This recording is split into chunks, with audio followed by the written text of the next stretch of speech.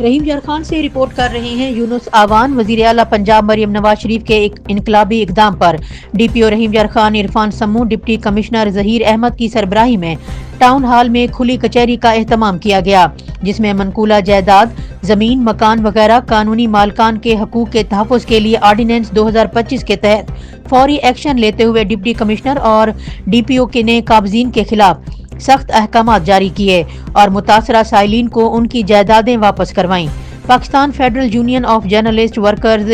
GUJ کے senior vice president یونس آوان اور senior صحافی راؤ نعمان کے ساتھ صحافیوں کے وفد سے